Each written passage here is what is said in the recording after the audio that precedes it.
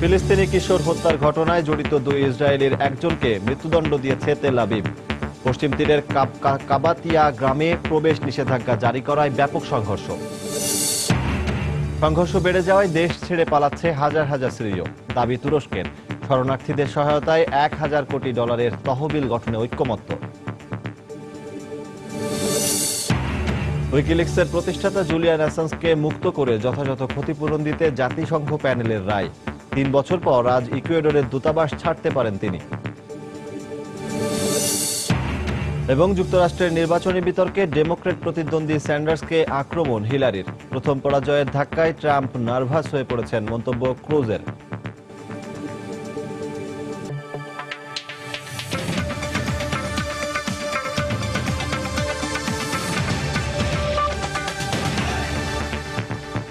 আন্তর্জাতিক সময়ের সঙ্গে আছি আমি সজল দাস। গেল জুলাইয়ে ফিলিস্তিনি কিশোর হত্যার ঘটনায় অভিযুক্ত দুই ইসরায়েলির একজনকে মৃত্যুদণ্ড ও আরেকজনকে 21 বছরের কারাদণ্ড দিয়েছে আদালত। তেল আবিবে পুলিশকে ছুরিকাঘাতের অভিযোগে দুই ইসরায়েলি আরব কিশোরীকে আটক করেছে পুলিশ। এদিকে পশ্চিম তীরের কাবাতিয়া গ্রামে প্রবেশে নিষেধাজ্ঞা জারি করা ইসরায়েলি পুলিশের সঙ্গে ফিলিস্তিনি আন্দোলনকারীদের সংঘর্ষ চরমে পৌঁছেছে। বৃহস্পতিবার পশ্চিম তীরের কাবাতিয়া গ্রামে দখলদার ইসরায়েলি বাহিনীর সঙ্গে তরুণ ফিলিস্তিনিদের তীব্র সংঘর্ষ হয়। দুপক্ষের পাল্টাপাল্টি হামলায় রণক্ষেত্রে পরিণত হয় আশপাশের এলাকা। এ ঘটনায় বেশ কয়েকজন আহত হয় বলে জানায় গণমাধ্যম। ওই গ্রামের 3 ফিলিস্তিনি জেরুজালেমে পুলিশের ওপর হামলা চালিয়েছে অভিযোগ তুলে সেখানে প্রবেশে নিষেধাজ্ঞা জারি করে তেল আবিব। গ্রামবাসীরা জানায়, মিথ্যা অভিযোগ তুলে পশ্চিম তীরে নতুন করে আরো কয়েকটি এলাকা অবরুদ্ধ করে রাখার চেষ্টা চালাচ্ছে ইসরায়েল। কাবাতইয়া এখন যুদ্ধের ময়দান। ইসরায়েলিরা অস্ত্র ও সাজোয়াজান নিয়ে গোটা এলাকা দখল করে রেখেছে, আর আমাদের অবরুদ্ধ করে রাখার চেষ্টার বিরুদ্ধে রুখে দাঁড়িয়েছে এখানকার তরুণ সমাজ। ফিলিস্তিনিদের ওপর ইসরায়েলি আগ্রাসনের প্রতিবাদে তেল আবিবে পুলিশের ওপর ছুরি হাতে হামলা চালিয়েছে দুই আরব কিশোরী। তারা ইসরায়েলের বাসিন্দা বলে নিশ্চিত করে তাদের সন্ত্রাসী বলে উল্লেখ করে পুলিশ। মাত্র 13 বছর বয়সী ওই দুই কিশোরীকে পুলিশ আটক করেছে বলে জানায় গণমাধ্যম। একই দিন জুলাই মাসে ফিলিস্তিনি কিশোর মোহাম্মদ আবু খেদিরকে অপহরণ ও পুড়িয়ে মারার ঘটনায় দুই ইসরায়েলি কিশোরকে শাস্তি দিয়েছে তেল আবিবের একটি আদালত। ওই দুই ইসরায়েলির একজনকে মৃত্যুদণ্ড দিয়ে অন্যজনকে 21 বছরের কারাদণ্ড দেয়া হয়। তবে আদালতের এই রায়ে খুশি নয় খেদিরের পরিবার। আমার নিষ্পাপ ছেলেটিকে ওরা নৃশংসভাবে হত্যা করেছে, জীবন্ত আগুনে পুড়িয়েছে ওরা। আর ইসরায়েল ওদের মাত্র একজনকে মৃত্যুদণ্ড দিয়েছে। 10 থেকে 12 বছরের মাথায় জেল থেকে ছুটতে পারে ওরা। এটা কোনো বিচার? এদিকে পশ্চিম তীরে ফিলিস্তিনি আন্দোলনকারীদের হামলায় নিহত পুলিশের শেষকৃত্য হয় বৃহস্পতিবার। হামলাকারীদের সন্ত্রাসী আখ্যা দিয়ে তাদের ঘরবাড়ি গুড়িয়ে দেওয়া হবে বলে হুঁশিয়ারি দিয়েছে তেল আবিব। এর আগেও ফিলিস্তিনি আন্দোলনকারীদের শাস্তির অংশ হিসেবে পশ্চিম তীর ও পূর্ব জেরুজালেমে ঘরবাড়ি ধ্বংস করে ইসরায়েলি বাহিনী। সঞ্জিদা ইসলাম, সময় সংবাদ। যুদ্ধবিধ্বস্ত সিরিয়া শরণার্থীদের সাহায্যে $1,000 কোটি অর্থ তহবিল গঠনের বিষয়ে একমত হয়েছেন বিশ্ব নেতারা। বৃহস্পতিবার লন্ডনে সিরিয়া বিষয়ে একদিনের দাতা সম্মেলন শেষে এ ঘোষণা দেন ব্রিটিশ প্রধানমন্ত্রী ডেভিড ক্যামেরন। সাম্প্রতিক সময়ে সিরিয়ার আলেপ্পোতে সংঘাত বেড়ে যাওয়ায় হাজার হাজার মানুষ শহর ছেড়ে পালাচ্ছে বলে জানিয়েছেন তুর্কি প্রধানমন্ত্রী আহমেদ দাভুতোগলু। বৃহস্পতিবার শহরটির আবাসিক এলাকায় সন্দেহভাজন রুশ বিমান হামলায় অন্তত 37 জন নিহত হয়েছেন। দীর্ঘ লড়াইয়ের পর আলেপ্পো প্রদেশের আল জাহারা ও নুবুল শহরে সেনাবাহিনীর নিয়ন্ত্রণ প্রতিষ্ঠার পর তাদেরকে স্বাগত জানায় স্থানীয় অধিবাসীরা। তবে অন্যান্য শহরে এখনও থেমে থেমে চলছে তুমুল সংঘর্ষ। আলেপ্পোর খানতুমান এলাকায় সরকারি বাহিনী ও বিদ্রোহীদের সংঘর্ষের চিত্র তুলে ধরে বৃহস্পতিবার অনলাইনে একটি ভিডিও প্রকাশিত হয়। এতে বিদ্রোহীরা নিজেদের অগ্রগতির দাবি করলেও সরকারি বাহিনী বলছে রুশ বিমান হামলার সহযোগিতায় শিগগিরই পুরো আলেপ্পো ঘিরে ফেলতে সক্ষম হবে তারা। এর মধ্যেই প্রদেশটির কয়েকটি এলাকায় আলাদা বোমা হামলায় শিশুসহ হতাহত হয় বহু মানুষ। স্থানীয়রা এ হামলার জন্য রাশিয়াকে দায়ী করে। আলেপ্পোয় চলমান এই সংঘর্ষের ধারাবাহিকতায় সেখান থেকে পালিয়ে যাচ্ছে হাজার হাজার সিরীয়। তুরস্কের দিকে আসতে থাকা এসব সিরীয় শরণার্থীর সংখ্যা 70,000 ছাড়িয়ে যেতে পারে বলে লন্ডনে এক দাতা সম্মেলনে দাবি করেন তুর্কির প্রধানমন্ত্রী আহমেদ দাভুতোগলু।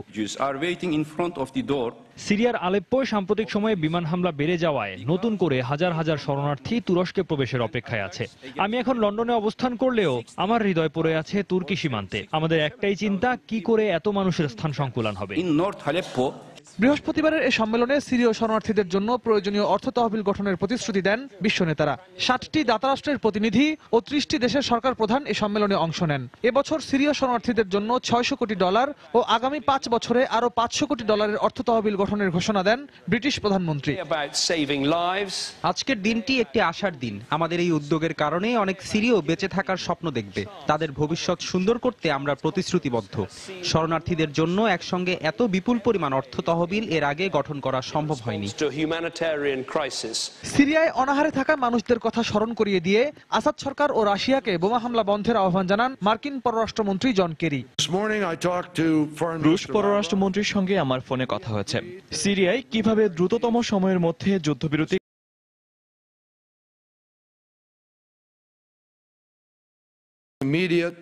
দাতা সম্মেলনের বিরোধিতা করে বৃহস্পতিবারই লন্ডনে এক বিক্ষোভ কর্মসূচির আয়োজন করে প্রবাসী সিরীয় কুর্দিরা। তাদের অভিযোগ, এই ধরনের সম্মেলনে দাতা গোষ্ঠী অর্থ সহায়তার প্রতিশ্রুতি দিলেও তাদের বেশিরভাগই প্রতিশ্রুতি পূরণ করে না। রিয়াদুল ইসলাম, সময় সংবাদ। সিরিয়ায় সম্প্রতি আসাদ বিরোধীদের ওপর বিমান হামলা ও সামরিক অভিযান জোরদার করায় জেনেভা শান্তি আলোচনা ব্যাহত হয়েছে বলে মন্তব্য করেছে জাতিসংঘ। তবে আলোচনা ভেস্তে গেলেও চলতি মাসের শেষে আবারও সেটি শুরু হবে বলে আশা করছে যুক্তরাষ্ট্র। আর ইরান মনে করে কূটনৈতিকভাবেই সিরিয়া সংকটের সমাধান সম্ভব। উত্তরাঞ্চলীয় হামা প্রদেশের বিভিন্ন এলাকায় সরকারি বাহিনীর বিমান হামলায় অন্তত 40 বিদ্রোহী নিহত হয়েছে বলে সেনা কর্মকর্তাদের বরাতে জানিয়েছে দেশটির রাষ্ট্রীয় গণমাধ্যম সানা। উত্তর পূর্বাঞ্চলীয় আলেপ্পো প্রদেশে বড় ধরনের সাফল্য পাওয়ার একদিন পরই শুক্রবার একথা জানালো সেনাবাহিনী। এছাড়া আইএসের শক্ত ঘাঁটি হিসেবে পরিচিত দক্ষিণাঞ্চলীয় দেরা প্রদেশে কৌশলগতভাবে গুরুত্বপূর্ণ আতমান শহর দখল করেছে বলেও জানা গেছে। রাষ্ট্রীয় গণমাধ্যম আরও বলেছে, সেনা অভিযানে বহু আইএস সদস্য হতাহত হয়েছে। আতমান দখল ছাড়াও দেইরেজ-জোর প্রদেশে হেইজেত শহরের কাছে আইএস সেনা ঘাঁটিতে হামলা চালালে তা প্রতিহত করার কথাও জানিয়েছে সেনাবাহিনী। এই সংঘাত আর সংঘর্ষের মধ্যেই জাতিসংঘের মহাসচিব বান কি মুন সিরিয়ায় শান্তি ফিরিয়ে আনার জন্য সংশ্লিষ্ট পক্ষগুলোকে আবারও আলোচনায় বসতে আহ্বান জানিয়েছেন। এটা খুবই দুঃখজনক যে ভয়াবহ বিমান হামলা ও সেনা অভিযানের কারণে সিরিয়ায় অসহায় নাগরিকদের কাছে ঠিকমতো মানবিক সহায়তা পৌঁছানো যাচ্ছে না। সাম্প্রতিককালে বেড়ে যাওয়া হামলা ও অভিযানের কারণেই দুপক্ষের মধ্যে কোনো ধরনের সমঝোতা হয়নি। এরই মধ্যে হোয়াইট হাউস মুখপাত্র জশ আর্নেস্ট এক সংবাদ সম্মেলনে বলেছেন, মার্কিন সরকার চায় সিরিয়া শান্তি আলোচনা আবারও শুরু হোক। আমরা চাই দুপক্ষই আলোচনার টেবিলে বসুক। সেজন্য আমাদের পক্ষ থেকে সর্বোচ্চ চেষ্টা করা হচ্ছে, কারণ একটি রাজনৈতিক সমাধানই সিরিয়া শান্তি ফিরিয়ে আনতে পারে। এদিকে ইরানি পররাষ্ট্রমন্ত্রী জাভেদ জারিফ মনে করেন, সারা বিশ্বের উচিত সিরিয়ার গৃহহীন মানুষদের আরও বেশি সহায়তা করা। আমরা প্রথম থেকে বলে আসছি, সিরিয়ায় রাজনৈতিক সমাধান প্রয়োজন। এক্ষেত্রে সংলাপ ও আলোচনায় আন্তর্জাতিক সম্প্রদায় একটি গুরুত্বপূর্ণ ভূমিকা রাখতে পারে। সিরিয়ায় পরিস্থিতি এখন সত্যি মারাত্মক। এই পরিস্থিতিতে সিরিয়ায় আইএস অবস্থানগুলোতে বিমান হামলা জঙ্গিদের দমনে যথেষ্ট নয় বলে মন্তব্য করে সৌদি সেনা কর্মকর্তারা আন্তর্জাতিক গণমাধ্যমে জানিয়েছেন, জোট দেশগুলো একমত হয়ে সিরিয়ায় আইএস বিরোধী স্থল অভিযান শুরু করলে তাতে অংশ নেবে সৌদি আরব। এদিকে সিরিয়ায় তুরস্ক সামরিক অভিযান চালাতে পারে বলে সতর্ক করে দিয়েছেন রুশ প্রতিরক্ষা মন্ত্রণালয়ের মুখপাত্র ইগর কোনাশেঙ্কভ। রঞ্জন শুভ্র, সময় সংবাদ।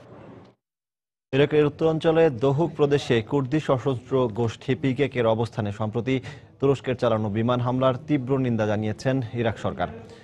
ইরাকের প্রতিরক্ষা মন্ত্রণালয়ের মুখপাত্র নাসির নূর এক বিবৃতিতে বলেছেন, স্বায়ত্তশাসিত কুর্দি এলাকায় হামলা চালিয়ে তুরস্ক ইরাকের সার্বভৌমত্ব লঙ্ঘন করেছে। এছাড়া মসুলের অদূরে মোতায়েন তুর্কি সেনাদের অবিলম্বে ইরাক ছাড়তে বলেন তিনি।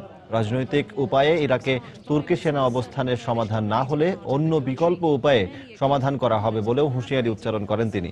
বৃহস্পতিবার দহুকের একটি গ্রামে বামপন্থী পিকেকে বিদ্রোহীদের অবস্থান লক্ষ্য করে হামলা চালায় তুর্কি যুদ্ধ বিমানগুলো।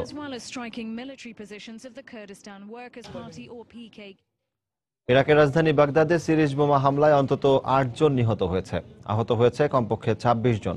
বৃহস্পতিবার বাগদাদের দক্ষিণাঞ্চলের আল রশিদ এলাকার একটি বাজারে বোমা বিস্ফোরণ ঘটানো হয়।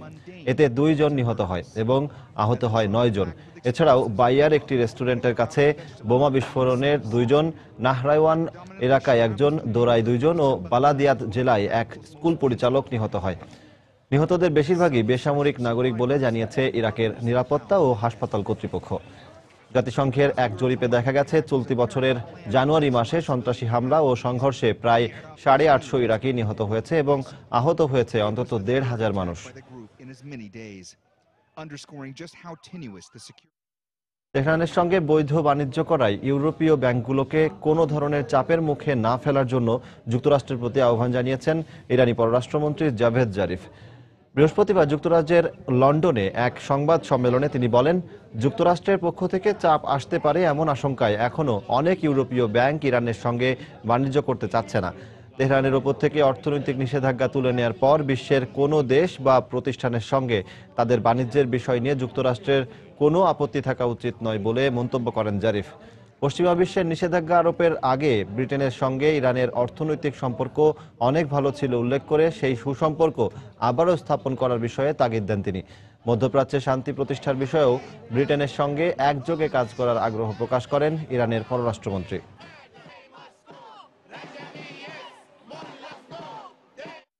আন্তর্জাতিক সময় আরো দেখবেন, সাময়িকভাবে খুলে দেওয়া হলো গ্রিস মেসিডোনিয়া সীমান্ত। অভিবাসন নিবন্ধন কেন্দ্রের নির্মাণ কাজ দ্রুত শেষ করতে ইইউকে এগিয়ে আসার আহ্বান ফ্রান্সের। উইকিলিক্সের প্রতিষ্ঠাতা জুলিয়ান অ্যাসাঞ্জকে মুক্তি দিয়ে যথাযথ ক্ষতিপূরণ দিতে রায় দিয়েছে জাতিসংঘের প্যানেল। লন্ডনের ইকুয়েডর দূতাবাসে অ্যাসাঞ্জের আটককে বেআইনি উল্লেখ করে বৃহস্পতিবার রুল জারির পরদিন পূর্ণাঙ্গ রায়ে এই মতামত জানালো জাতিসংঘের বিশেষ প্যানেল। এদিকে তদন্ত দলের রুলের প্রতি শ্রদ্ধাশীল থাকতে ব্রিটেন ও সুইডেন কর্তৃপক্ষের প্রতি আহ্বান জানিয়েছেন উইকিলিক্সের এক মুখপাত্র। অ্যাসাঞ্জের ওপর থেকে সুইডিশ নারীদের যৌন হয়রানির অভিযোগ তুলে নেওয়া হবে বলেও আশা প্রকাশ করা হয়। এই অভিযোগে গেল 2012 সাল থেকে ইকুয়েডর দূতাবাসে রাজনৈতিক আশ্রয়ে রয়েছেন অ্যাসাঞ্জ। জাতিসংঘ প্যানেলের সিদ্ধান্তের পর আজ ইকুয়েডর দূতাবাস ছাড়তে পারেন অ্যাসাঞ্জ।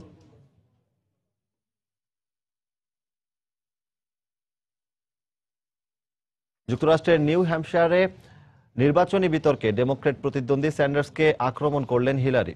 এদিকে আমেরিকান খ্রিস্টান সমাজ বর্তমানে দুর্যোগের সময় পার করছে উল্লেখ করে সুসময়ে ফিরিয়ে আনতে তাকে নির্বাচিত করার আহ্বান জানিয়েছেন ট্রাম্প। প্রথম পরাজয়ের ধাক্কায় ট্রাম্প নার্ভাস হয়ে পড়েছেন বলেও মন্তব্য করেছেন রিপাবলিক দলের সম্ভাব্য প্রার্থী টেড ক্রুজ।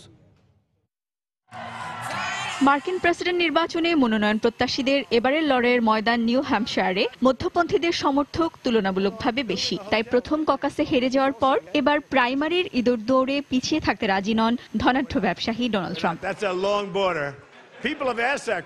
নিউ হ্যাম্পশায়ারের কনকর্ডে এক নির্বাচনী প্রচারণা সভায় তিনি বলেন, বর্তমান সরকারের আমলে অর্থনৈতিক ও স্বাস্থ্য খাতে পিছিয়ে পড়া মার্কিন সমাজকে উন্নয়নের পথে নিয়ে যেতে ট্রাম্পকে নির্বাচিত করার কোনো বিকল্প নেই। বিশ্বে নানা সন্ত্রাসী তৎপরতায় খ্রিস্টানদের অবস্থা করুন।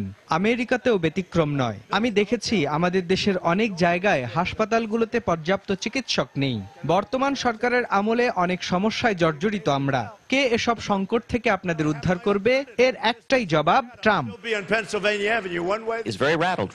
ককাসে হেরে গিয়ে ট্রাম্প আবল তাবল বকছেন বলে কটাক্ষ করলেন আইওয়া বিজয়ী রিপাবলিকান প্রার্থী টেড ক্রুজ। আইওয়ায় হেরে গিয়ে সেখানকার জনগণকে বুদ্ধিহীন বলে কটাক্ষ করেছেন ট্রাম্প। এটা কোনো যুক্তিসঙ্গত আচরণ নয়। প্রতিদ্বন্দ্বী প্রার্থীদের বিষয়ে কটু মন্তব্য করে যারা প্রচারণায় এগিয়ে থাকতে চান তারা দৌড়ে পিছিয়ে পড়বেন, এটাই স্বাভাবিক। এই বাকযুদ্ধে না জড়িয়ে নিউ হ্যাম্পশায়ার বিজয়ের লক্ষ্যে জোরে সোরে প্রচারণা চালাচ্ছেন আইওয়া ককাসে তৃতীয় অবস্থানে থাকা রিপাবলিকান প্রার্থী মার্কো রুবিও। আইওয়ার পরাজয়ে আমাদের যুদ্ধ শেষ হয়ে যায়নি। নিউ হ্যাম্পশায়ারে রিপাবলিকান জনসমর্থনকে সুষ্ঠুভাবে ব্যবহার করতে পারলে এখানে আমাদের বিজয় নিশ্চিত। আইওয়া ককাস নির্বাচনে হাড্ডাহাড্ডি লড়াইয়ের পর নিউ হ্যাম্পশায়ারে প্রাইমারিকে সামনে রেখে বৃহস্পতিবার প্রথম বিতর্কে মুখোমুখি হন ডেমোক্র্যাট দুই প্রতিদ্বন্দ্বী হিলারি ক্লিন্টন ও বার্নি স্যান্ডার্স। বিতর্কের এক পর্যায়ে স্যান্ডার্সকে আক্রমণ করে বসেন হিলারি। কোনো মিথ্যা নির্বাচনী প্রতিশ্রুতি দেয়া ডেমোক্র্যাটদের সাজে না বলে উল্লেখ করেন তিনি। স্যান্ডার্স যেসব নির্বাচনে অঙ্গীকার করছেন তার মধ্যে আমি এমন কিছুই খুঁজে পাচ্ছি না যা মার্কিন সমাজের জন্য নতুন ও গুরুত্বপূর্ণ কিছু যোগ করবে। এটা নিছক বিতর্কের সময় নয়, এটা সত্যিকারভাবে মার্কিনীদের জন্য কাজ করার সময়। জবাবে ইরাক যুদ্ধের প্রসঙ্গ তুলে হিলারিকেও এক হাত নেন স্যান্ডার্স। আইওয়া ককাসে হিলারির কাছে 0.2% ভোটে হেরে যাওয়ার পর এবার নিউ হ্যাম্পশায়ারে প্রচারে স্যান্ডার্স হিলারির চেয়ে বেশি অর্থ ব্যয় করছেন বলে খবর পাওয়া গেছে। নির্বাচন বিশ্লেষকরা বলছেন এই অঙ্গরাজ্যেও শক্ত লড়াই হবে এই দুই ডেমোক্রেট প্রার্থীর মধ্যে। সঞ্জিদা ইসলাম, সময়। জিকা ভাইরাসের ফলে সম্ভাব্য মাইক্রোসেফালি রোগের চিকিৎসার ঘোড়ার অ্যান্টিবডি কাজে লাগতে পারে বলে জানিয়েছে ব্রাজিলের একটি গবেষণা সংস্থা। তবে এই নমুনা মানুষের শরীরে প্রয়োগের উপযোগী করে তুলতে 1 বছর সময় লাগতে পারে বলে জানান গবেষকরা। ব্রাজিলে জিকা ভাইরাস প্রতিরোধে আগামী 13 ফেব্রুয়ারি থেকে 2.5 লাখ কর্মী মোতায়েনের কথা জানিয়েছেন দেশটির প্রেসিডেন্ট দিলমা রোসেফ। এদিকে স্পেনে নতুন করে আরেকজন জিকা ভাইরাসে আক্রান্ত রোগী শনাক্ত হয়েছে। ভাইরাসের কারণে যুক্তরাষ্ট্রের ফ্লোরিডায় জরুরি অবস্থা জারি করেছে কর্তৃপক্ষ। ব্রাজিলের সাও পাওলো শহরের হাসপাতালে প্রতিদিন ভিড় করছেন অসংখ্য গর্ভবতী নারী। গত কয়েক মাসে ব্রাজিলের সম্ভাব্য জিকা ভাইরাসের ফলে মাইক্রোসেফালি রোগে আক্রান্ত শিশু জন্মের হার অস্বাভাবিক হারে বেড়ে যাওয়ায় বেশ আতঙ্কের মধ্যে আছেন সন্তান সম্ভবা মায়েরা। ভাইরাসটি সংক্রমণে শিশুরা অস্বাভাবিক ছোট মাথা ও অবিকশিত মস্তিষ্ক নিয়ে জন্ম নেয়, অনেকেই গর্ভধারণ থেকে বিরত আছেন। গর্ভধারণে 3-4 মাসের মাথায় জিকা ভাইরাসের বিষয়ে জানতে পারি। চারিদিকে এত মায়েদের এ রোগ হতে দেখে ভীষণ ভয়ে ছিলাম। পরে স্বাস্থ্য পরীক্ষায় জানতে পেরেছি বাচ্চা সুস্থ আছে। জিকা ভাইরাসের জন্য দায়ী এডিস মশার বিস্তার রোধে ব্রাজিল জুড়ে সেনাবাহিনী, স্বাস্থ্য কর্মকর্তা, রোগ বিশেষজ্ঞ সহ অন্তত 2.5 লাখ কর্মীকে 13 ফেব্রুয়ারি থেকে মশা নিধনে মাঠে নামানো হবে বলে জানিয়েছেন দেশটির প্রেসিডেন্ট দিলমা রোসেফ। ভাইরাসের প্রতিষেধক আবিষ্কারে দেশটির ওষুধ প্রস্তুতকারক এবং বিশ্ববিদ্যালয়ের গবেষকদের পাশাপাশি এ রোগে আক্রান্তদের সর্বোচ্চ সহযোগিতা দেওয়ার কথাও জানান তিনি। জিকার প্রভাব থেকে দেশকে রক্ষায় টাস্কফোর্স গঠনের মাধ্যমে দেশব্যাপী আমরা এডিস মশা নিধন করব। তবে এজন্য দেশের সর্বস্তরের মানুষের সহায়তার প্রয়োজন। মাইক্রোসেফালি রোগের চিকিৎসায় ঘোড়ার নমুনা থেকে পাওয়া সিরাম কাজে লাগতে পারে বলে জানিয়েছে ব্রাজিলের বায়োমেডিক্যাল গবেষণা সংস্থা। তবে এই সিরাম তৈরিতে 1 বছরের মতো সময় প্রয়োজন বলেও জানান তারা। আমরা বিভিন্ন প্রাণীর শরীরে এই ভাইরাসের প্রভাব পরীক্ষা করেছি। সেখান থেকে জানতে পারলাম ঘোড়ার মধ্যে এই ভাইরাস প্রতিরোধের অ্যান্টিবডি আছে, কিন্তু এই অ্যান্টিবডি মানুষের শরীরে প্রয়োগের উপযোগী করতে সময়ের প্রয়োজন। আমেরিকার পর এবার ইউরোপের স্পেনের কাতালানিয়া অঞ্চলে এক গর্ভবতী নারীর শরীরে জিকা ভাইরাসের নমুনা পাওয়া গেছে। দেশটির স্বাস্থ্য মন্ত্রণালয় জানায়, কলম্বিয়া থেকে ওই নারী সম্প্রতি দেশে ফেরার কারণে ধারণা করা হচ্ছে সেখানেই তিনি এ ভাইরাসে আক্রান্ত হন। এর আগে দেশটিতে আরও 6 জনের শরীরে জিকা ভাইরাস শনাক্ত হয়। জিকা ভাইরাসের প্রকোপ ঠেকাতে যুক্তরাষ্ট্রের ফ্লোরিডা অঙ্গরাজ্যের কয়েকটি অঞ্চলে জরুরি অবস্থা জারি করেন গভর্নর রিক স্কট। আমেরিকার বিভিন্ন দেশ থেকে ভ্রমণ ফেরত 12 জনের শরীরে এই ভাইরাস শনাক্ত হওয়ায় তিনি এ সিদ্ধান্ত নেন। দেশটির কৃষি কর্মকর্তারা ইতোমধ্যে মশা নিধনে মাঠে নেমেছে। জিকা মশাবাহিত ভাইরাস হওয়ায় শীতপ্রধান দেশে এ ভাইরাসের ঝুঁকি কম। বিশেষজ্ঞরা আগে এমন ধারণার কথা জানালেও সম্প্রতি যুক্তরাষ্ট্রের গবেষকরা যৌন মিলনের মাধ্যমে ভাইরাস ছড়িয়ে পড়ে জানালে নতুন উদ্বেগের জন্ম নেয়। এ নিয়ে আমেরিকা ও ইউরোপের অন্তত 30টি দেশে জিকা আক্রান্ত ব্যক্তি শনাক্ত হয়েছে। হন্ডুরাস, পেরু, কিউবা, উরুগুয়ে এরই মধ্যে প্রতিরোধক ব্যবস্থা হাতে নিয়েছে। এ রোগের সংক্রমণ ঠেকাতে $85 লাখ সহায়তার প্রয়োজন বলে জানিয়েছে আমেরিকার স্বাস্থ্য সংস্থা PAHO। সঞ্জনা চৌধুরী, সময় সংবাদ। সন্ত্রাসবাদ ও চরমপন্থা দমনে বাংলাদেশ ও ভারত একযোগে কাজ করবে বলে জানিয়েছেন ভারতের পররাষ্ট্রমন্ত্রী সুষমা স্বরাজ। বৃহস্পতিবার ভারতের নয়াদিল্লিতে নিজ কার্যালয়ে বাংলাদেশের পররাষ্ট্র প্রতিমন্ত্রী শাহরিয়ার আলমের সঙ্গে বৈঠকে এ কথা জানান তিনি।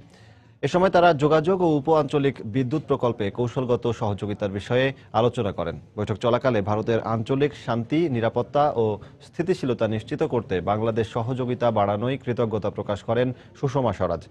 এছাড়াও গত বছরের জুন মাসে বাংলাদেশে ভারতের প্রধানমন্ত্রী নরেন্দ্র মোদীর সফরকালে স্বাক্ষরিত বেশ কিছু চুক্তি বাস্তবায়নে সন্তোষ প্রকাশ করেন তারা।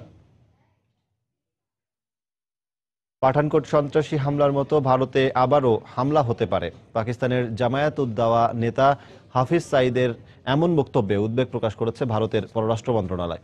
বুধবার প্রকাশিত এক ভিডিও বার্তায় সন্ত্রাসী হামলার জন্য প্রস্তুত থাকতে নয়াদিল্লিকে সতর্ক করেন নিষিদ্ধ ঘোষিত সংগঠনটির ওই নেতা।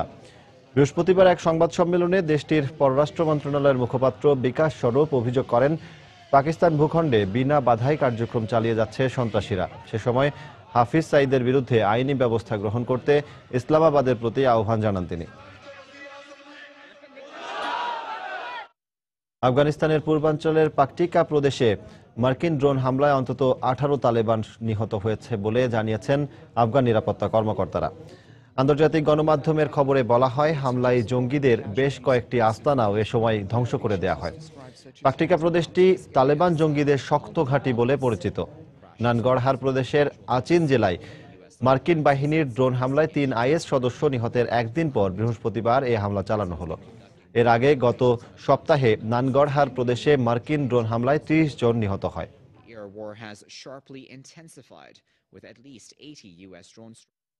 যুক্তরাষ্ট্রের শিকাগো শহরের একটি বাসভবন থেকে বৃহস্পতিবার এক শিশু সহ 6 জনের লাশ উদ্ধার করেছে পুলিশ। প্রাথমিক তদন্ত শেষে পুলিশ এটি হত্যাকাণ্ড বলে নিশ্চিত করেছে।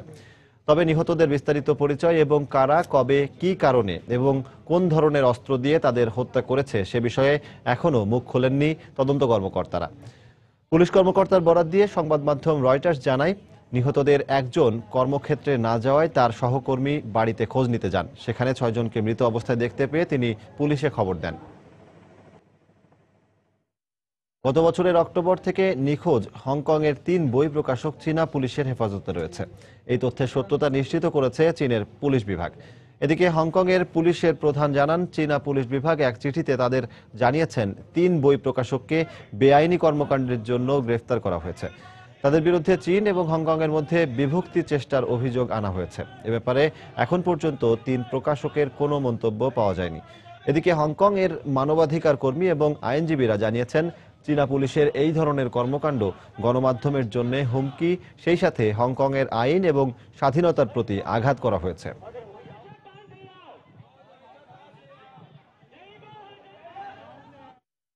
ইউরোপীয় ইউনিয়নের সঙ্গে যুক্তরাজ্যের বহুল আলোচিত চুক্তির খসড়া প্রকাশের পর এ বিষয়ে আরও সমর্থনের জন্য পোল্যান্ড ও ডেনমার্ক সফরে যাচ্ছেন ব্রিটিশ প্রধানমন্ত্রী ডেভিড ক্যামেরন। শুক্রবার বিবিসি জানায়, যুক্তরাজ্যের মতো ডেনমার্কও দীর্ঘদিন থেকে ইইউর সংস্কার প্রস্তাব করে আসায় এ ব্যাপারে দেশটির পূর্ণ সমর্থনের আশা করছেন ক্যামেরন। এদিকে বৃহস্পতিবার ডাইনিং স্ট্রিটে ইউরোপিয়ান পার্লামেন্টের প্রেসিডেন্ট মার্টিন শুলজের সঙ্গে বৈঠক করেন ক্যামেরন। এতে যুক্তরাজ্যের দাবি দেওয়া নিয়ে আরও সমঝোতার আশ্বাস দেন মার্টিন শুলজ। আগামী 2 সপ্তাহের মধ্যেই এ বিষয়ে ইইউর সঙ্গে ব্রিটেনের চুক্তি হতে পারে।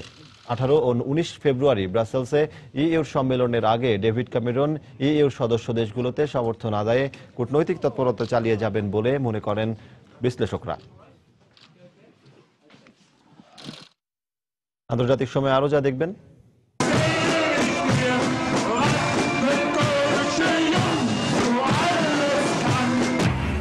জার্মানিতে মাসব্যাপী কার্নিভালকে ঘিরে উৎসবের ধুম। বর্ষবরণের মতো অনাকাঙ্ক্ষিত পরিস্থিতি এড়াতে সর্বোচ্চ নিরাপত্তা ব্যবস্থা।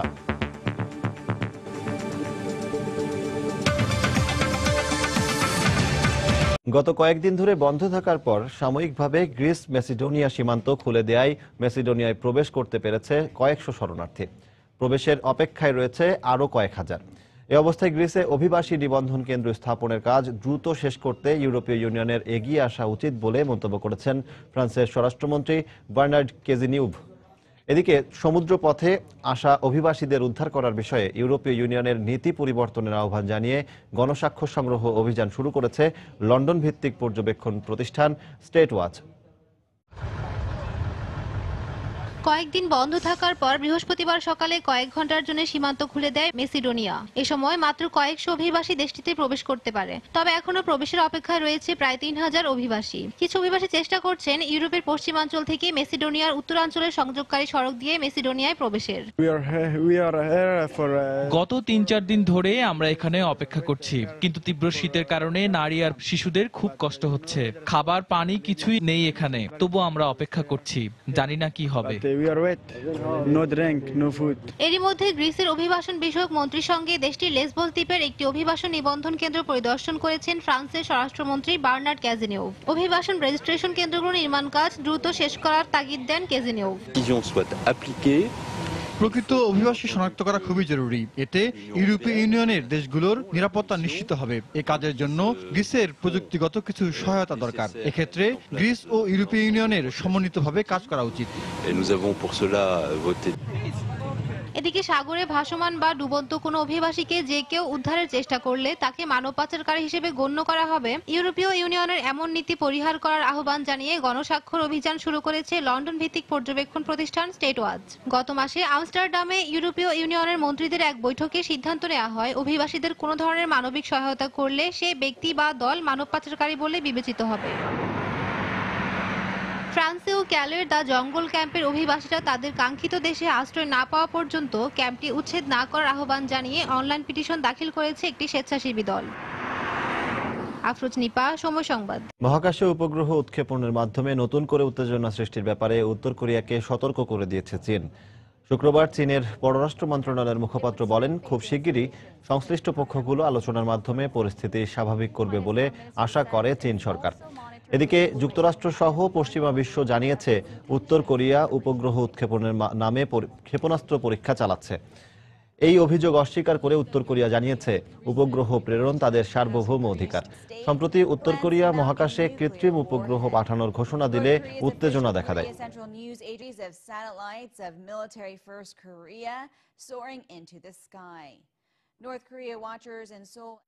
আন্তর্জাতিক সময়ের এ পর্যায়ে অর্থ বাণিজ্যের খবর। মুনাফার ধারায় ফিরতে পরিকল্পনার অংশ হিসেবে 15% কর্মী ছাঁটাইয়ের ঘোষণা দিয়েছে সার্চ ইঞ্জিন ইয়াহু। এর মধ্য দিয়ে 2016 সালের শেষ নাগাদ 9,000 কর্মী ছাঁটাই করবে প্রতিষ্ঠানটি। গেল বছর ইয়াহুর $430 কোটি লোকসান হওয়ার পর এক বিবৃতিতে এ তথ্য নিশ্চিত করেছে প্রতিষ্ঠানটির প্রধান নির্বাহী মারিসা মায়ের। তিনি আরও বলেন, ব্যবহারকারী, বিজ্ঞাপনদাতা ও শেয়ার হোল্ডারদের আকৃষ্ট করতে এবং প্রতিযোগিতায় টিকে থাকতে আরও অনেক পরিকল্পনা হাতে নেওয়া হয়েছে। ফেসবুক এবং গুগলের সাথে প্রতিযোগিতায় টিকে থাকতে বেশ বেগ পেতে হচ্ছে ইয়াহুর।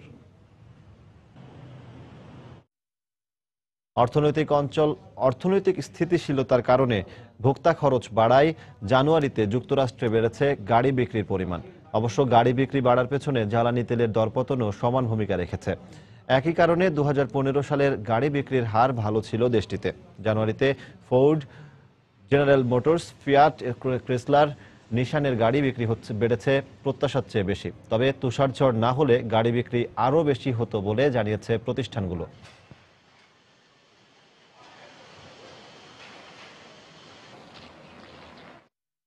আগামী ডিসেম্বরে যুক্তরাষ্ট্রের বাজারে ছাড়া হবে বিকল্প জ্বালানি ফুয়েল সেল চালিত পরিবেশ বান্ধব সম্পূর্ণ স্বয়ংক্রিয় গাড়ি। পর্যায়ক্রমে পুরো যুক্তরাষ্ট্রের পরিবহন ব্যবস্থাকে ঢেলে সাজানোর কথা বলছে কর্তৃপক্ষ। এতে করে সড়ক দুর্ঘটনাও কমে আসবে বলে প্রত্যাশা তাদের। সম্প্রতি ওয়াশিংটনে আয়োজন করা হয় এ ধরনের গাড়ির প্রদর্শনীর। ওয়াশিংটন থেকে শিহাবুদ্দিন কিসলুর পাঠানো রিপোর্ট।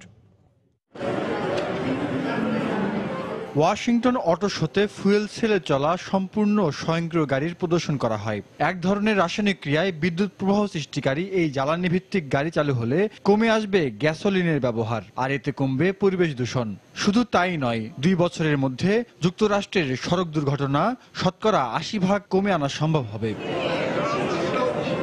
বিশ্বের বিভিন্ন গাড়ি প্রস্তুতকারক প্রতিষ্ঠানগুলোর অংশীদারিত্বে মার্কিন 8টি গবেষণা প্রতিষ্ঠানের প্রচেষ্টায় এসব সর্বাধুনিক হাইড্রোজেন ইভি গাড়ি বাজারে আসার কথা আগামী ডিসেম্বরে। স্বয়ংক্রিয় প্রযুক্তির এসব গাড়িকে বেশ নিরাপদ বলে মনে হচ্ছে। এসব গাড়ি বাজারজাত করতে মিশিগানে প্রায় 350 একর প্রজেক্ট হাতে নেওয়া হয়েছে। এর প্রযুক্তির উদ্ভাবনে এ পর্যন্ত প্রায় $8 বিলিয়ন ঋণ সহায়তা দিয়েছে যুক্তরাষ্ট্র। 40 লাখ গাড়ি বাজারে আনতে আরো $16 বিলিয়ন সরকারি ঋণ সহায়তা দেওয়ার ঘোষণা দিয়েছে যুক্তরাষ্ট্রের জ্বালানি মন্ত্রণালয়। এসব উদ্যোগ দেশটির পরিবেশ রক্ষায় গুরুত্বপূর্ণ ভূমিকা রাখবে বলে মনে করেন নিউ ইয়র্ক সিটি ট্রান্সপোর্টেশন ডিপার্টমেন্টের প্রধান প্রকৌশলী কোর্ডেল শেক্টার। একটি পাইলট প্রকল্পে আগামী 2 বছরে নিউ ইয়র্কের রাস্তায় নামবে এই প্রযুক্তির 10,000 স্বয়ংক্রিয় গাড়ি। সরকারি যানবাহনের পাশাপাশি ব্যক্তিগত গাড়িও এই প্রক্রিয়ার অন্তর্ভুক্ত করা হবে। আশা করছি বায়ু দূষণ রোধে এটি বেশ কাজ করবে। যুক্তরাষ্ট্রের জ্বালানি মন্ত্রণালয়ের তথ্য বলছে, বিদেশি তেলের নির্ভরতায় যুক্তরাষ্ট্র 2012 সালে জিডিপি হারিয়েছে $171 বিলিয়ন। সংশ্লিষ্টদের প্রত্যাশা, ফুয়েল সেলের স্বয়ংক্রিয় গাড়ির প্রচলনে যুক্তরাষ্ট্রের এই জ্বালানি চ্যালেঞ্জ মোকাবেলায় ইতিবাচক ভূমিকা রাখবে। সময় সংবাদ, ওয়াশিংটন, যুক্তরাষ্ট্র। গোটা জার্মানিতে এখন চলছে উৎসবের ধুম। নানা রং বেরঙের পোশাক ও সাজে হাজার হাজার নারী পুরুষ যোগ দিয়েছেন এতে। তবে বর্ষবরণের অনুষ্ঠানে ন্যাক্কারজনক ঘটনার পর অনাকাঙ্ক্ষিত পরিস্থিতি এড়াতে কার্নিভাল ঘিরে সর্বোচ্চ নিরাপত্তা ব্যবস্থা গ্রহণ করেছে নগর কর্তৃপক্ষ। ক্ষণগণনার মধ্য দিয়ে বৃহস্পতিবার কার্নিভালের সূচনা করেন রাস্তায় জড়ো হওয়া জার্মানবাসীর পাশাপাশি পর্যটকরাও। পুরো আয়োজনে জার্মানির কোলন, মাইনৎস ও ডুসেলডর্ফের রাস্তা যেন পরিণত হয় যেমন খুশি তেমন সাজের মঞ্চে। সুরের মূর্ছনায় মুখরিত হয়ে ওঠে চারপাশ। প্রতি বছর ফেব্রুয়ারিতে জার্মান জুড়ে এ কার্নিভালের আয়োজন করা হয়। একে বলা হয় নারীদের উৎসব। এদিন মেয়েদেরই দিন। পুরো নগরী এমনকি মেয়রের অফিসও চলে যায় রং বেরঙের পোশাক ও মুখোশধারী নারীদের দখলে। আমরা সবাই একসঙ্গে আছি, এটা খুবই আনন্দের ব্যাপার। আমরা সবাই মিলে কার্নিভাল পালন করছি। আমরা কারো জন্য এই উৎসব উপভোগ করা থেকে বিরত থাকব না। সকাল থেকে খুব বেশি পুলিশ দেখতে না পেলেও আমরা জানি তারা আসছেন। আমরা বেশ স্বাচ্ছন্দ্যভাবেই কার্নিভাল উপভোগ করছি। এবছর বর্ষবরণের অনুষ্ঠানে অপ্রীতিকর ঘটনার পরিপ্রেক্ষিতে পুরো উৎসব জুড়ে নেওয়া হয়েছে বাড়তি নিরাপত্তা ব্যবস্থা। নিয়োগ দেওয়া হয়েছে প্রায় 2000 পুলিশ, যা গত বছরের তুলনায় দ্বিগুণ। আমরা অনেক মজা করছি। এটা খুবই বন্ধুত্বপূর্ণ, শান্তিপূর্ণ এবং চমৎকার একটি পরিবেশ। 12 মাসে 13 পার্বণের মতো জার্মানির রাইন অঞ্চলে এ কার্নিভালকে পঞ্চম ঋতুর উৎসবও বলা হয়। অর্থাৎ শীত, গ্রীষ্ম, শরৎ ও বসন্তের বাইরে আলাদা একটি ঋতু। জার্মানিতে এ কার্নিভাল আয়োজনের প্রস্তুতি শুরু হয় গত বছরের 11 নভেম্বর সকাল 11:11:11 আর এ উৎসব চূড়ান্ত পর্বে পৌঁছাবে আগামী সোমবার শোভাযাত্রার মধ্য দিয়ে। শিরিন আক্তার, সময় সংবাদ। এ পর্যায়ে আবারও জানিয়ে দিচ্ছি আন্তর্জাতিক সময়ের শীর্ষ সংবাদগুলো। ফিলিস্তিনি কিশোর হত্যার ঘটনায় জড়িত 2 ইসরায়েলির একজনকে মৃত্যুদণ্ড দিয়েছে তেল আবিব। পশ্চিম তীরের কাবাতিয়া গ্রামে প্রবেশে নিষেধাজ্ঞা জারি করায় ব্যাপক সংঘর্ষ বেড়ে যাওয়ায় দেশ ছেড়ে পালাচ্ছে হাজার হাজার সিরীয়। দাবি তুরস্কের।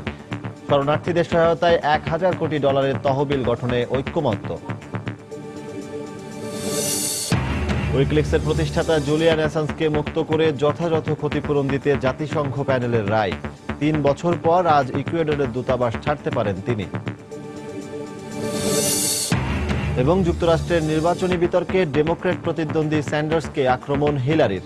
প্রথম পরাজয়ের ধাক্কায় ট্রাম্প নার্ভাস হয়ে পড়েছেন, মন্তব্য ক্রুজের। এই ছিল আন্তর্জাতিক সময়। যে কোনো খবর পেতে ভিজিট করুন সময়নিউজ.tv। সঙ্গে থাকুন সময়।